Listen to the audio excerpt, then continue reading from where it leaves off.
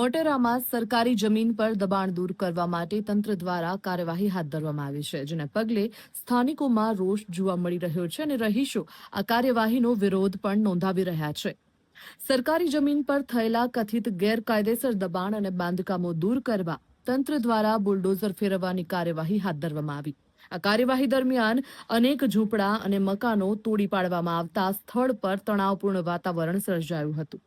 બાંધકામો તૂટી જતા મહિલાઓ, વૃદ્ધો સહિત બાળકો ભાવુક બનીને હૈયાફાટ રુદન કરતા પણ નજરે પડ્યા, જ્યારે સ્થાનિકોએ કાર્યવાહીનો વિરોધ નોંધાવ્યો હતો.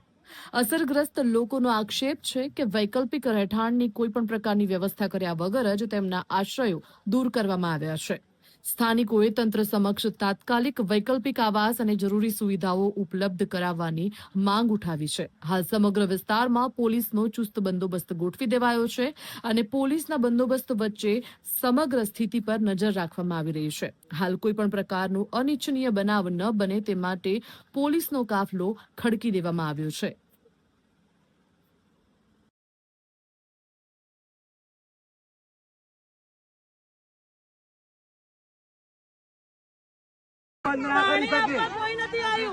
આજે 6 મહિનાથી પાણી કાપી નાખ્યું છે. 1 કિલોમીટર દૂરથી પાણી લાગે છે.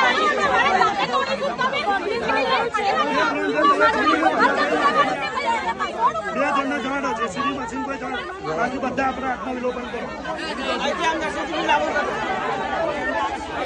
હવે જુઓ દેશ દુનિયાની તમામ ખબરો તમારી આંગળીના ટેરવે. ઉઠાવો મોબાઈલ અને ગૂગલ પ્લે સ્ટોર પરથી ડાઉનલોડ કરો અમારી CN24 ન્યૂઝ મોબાઈલ એપ.